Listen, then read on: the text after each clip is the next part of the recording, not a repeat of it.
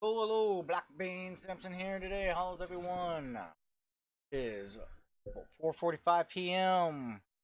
February 17th, 2019. So, we're going to talk about a little bit about Montana. So, it came into news in the last few days, or me, at least.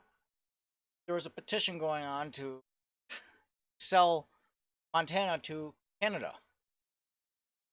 Um, the signatures up to around like 6,000 so far.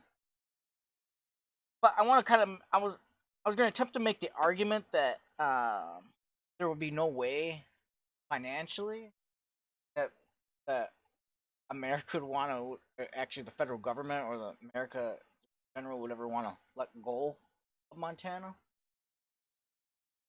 But that argument wasn't going to work out. By the seams of it, they are going into debt. They are using more money. They're they're actually they're spending $10 billion. State revenue is $7 billion, so they're $3 billion in going into debt. By the seems of every.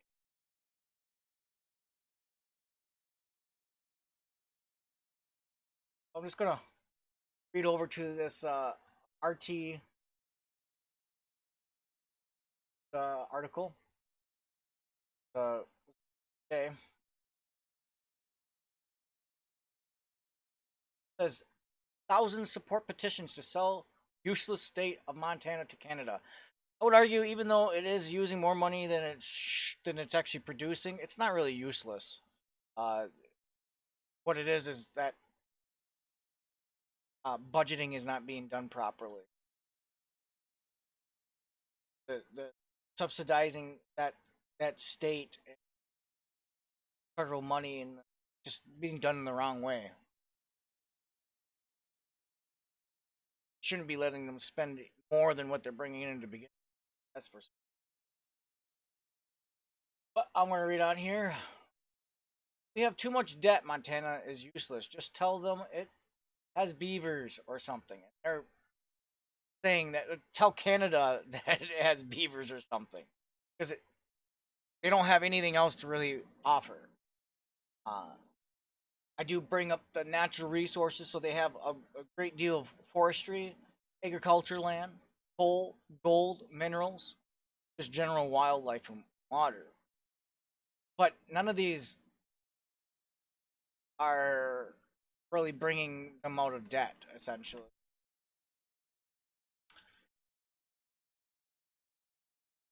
This is essentially the little map that I found of natural resources that bring large amounts of revenue. Got a little going on. On reading on here, around 6,000 people have signed a petition to sell the useless state of Montana to Canada for a whopping 1 trillion to eliminate the national debt, which is actually well over 22 trillion. So I don't know why this keeps on getting right around. It's like they think the 1 trillion is going to actually suddenly going to help the 22 trillion debt. I get the fact that at least that's now 21 trillion, but it seems like our government uses trillions of dollars by the year. So I'm not sure what $1 trillion is really useful for limiting our national debt by any means. Now, it does seem like even though it take 100 years at the rate of Montana, if it was actually it take a long time for $5 billion in debt. That's its debt right now. So it took a number of years to pull itself out of debt. I don't think $1 trillion really is worth it in that sense. But the fact that for the state to actually make $1 trillion uh, over a certain period of time, it take forever at this rate, and it might not ever because they're spending more than they're actually creating. So at that rate, they would never be able to bring up $1 trillion. But It's never going to happen. Never going to happen. All these natural resources are extremely important, even if a state is costing money. They'll pull that money out in certain areas and make sure that that state is maintained.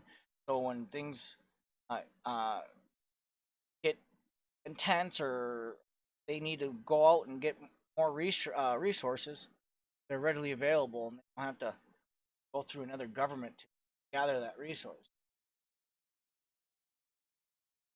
Um, get on here still. We have too much debt. Montana's you tell them it's Beaver or something. Read the change.org petition. Additionally, reason provided by a supportive petitioner. State of insignificant population. There's aesthetic, which some claim it isn't. The rest of the U.S.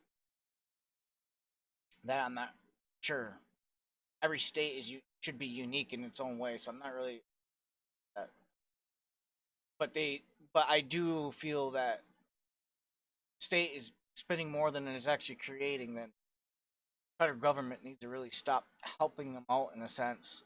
Let them, let them fail so they can correct their stuff. Now people are going to suffer, people get hurt, move, change, but let things be. They'll correct themselves over time rather than artificially trying to act like you're gonna fix them, which never really does. Only make shit hits the fan again. We'll just get the government to on. While the accusation of being useless may offend some Americans, it seems Montana knows when they're not wanted. Now I don't know who's saying that, and are actively supporting the sale by expressing their joy at joining Canada, which with none of the moving expenses. Honestly, most Montana are totally okay with this. Let's do it, and I'm fine with being out of the hellhole, wrote one petitioner. Montana will get legal weed, healthcare, decent hockey, and it's a win-win, added another optimistic reporter. There's stuff out, my father. That's a pretty lame reason down here. Legal weed, healthcare, and decent hockey. It's kind of a lame reason to leave the mess you guys made behind. Like I'm not. I mean, maybe I'm not understanding. Maybe the federal government's pulling too much money from the state. Maybe that's. But I don't think so. I think the state is not managing their money right. At the same time, do they not think that if they join Canada, that Canada's not going to pack them full of immigrants that are coming over to Canada? Canada already has very limited space, and the further north you go in Canada, it gets extremely, extremely harsh weather, like to the point where you just can't survive. You can't survive all year round.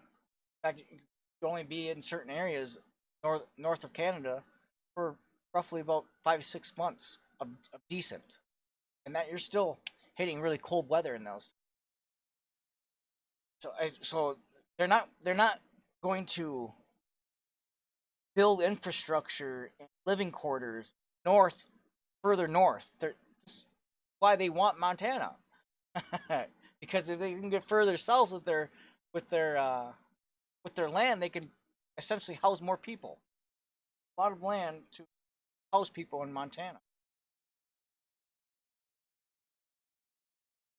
And so here's the thing. This is never going to happen.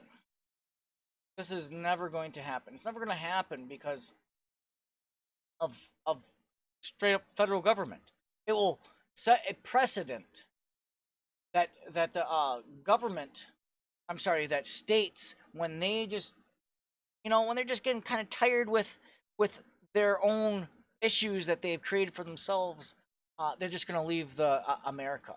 That's what at least what I'm getting from it. Unless again that the federal government was pulling too much money from them, didn't balance out right.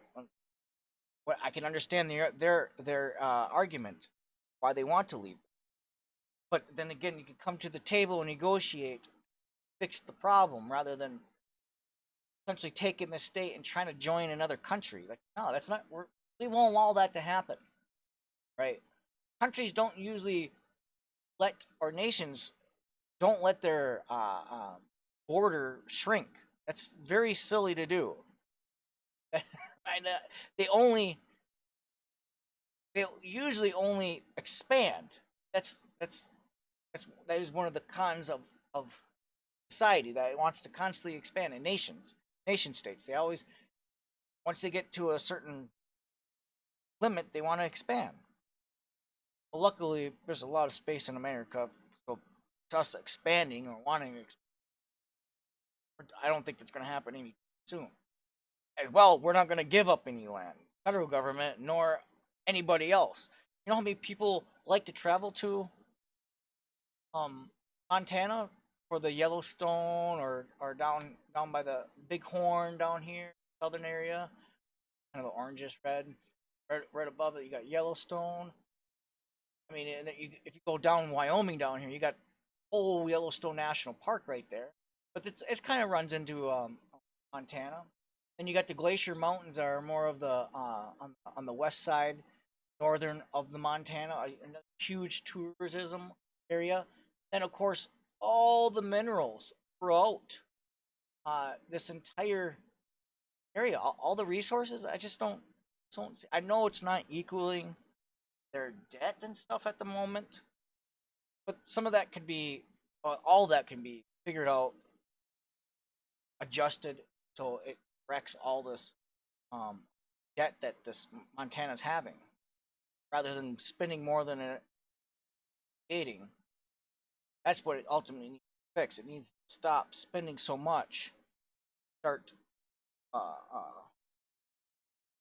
create more, or stop putting so much regulations that are preventing revenue to be created.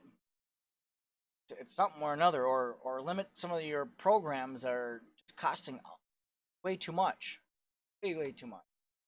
You know, at least this budget right here, $240 million for the natural resource and conservation. That seems, I guess, not, for a state that's much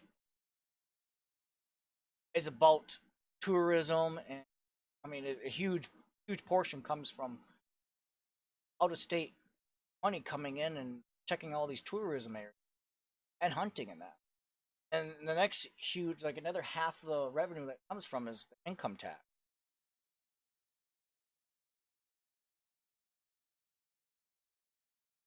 So I was going to attempt to make an argument that there's a chance that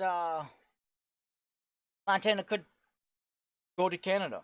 The more I think about it, it's like, no, that will never happen, because it will set precedent. It will set precedent in a way that it's not going to go over well, because then any state feels like it just doesn't want to be part of America no more.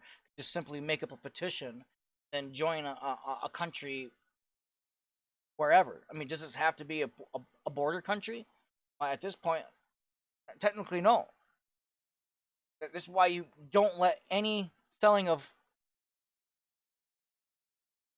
states in this way, or property in this way, to another country, to another nation. That's undermining everything. It's undermining the whole United States. The fact that unitedness, like what unites us, it's like they lost that. If you like this podcast, please like and subscribe. If you didn't like this podcast, please like and subscribe. Comment down below for advice, comments, or thanks for listening. Have a great day.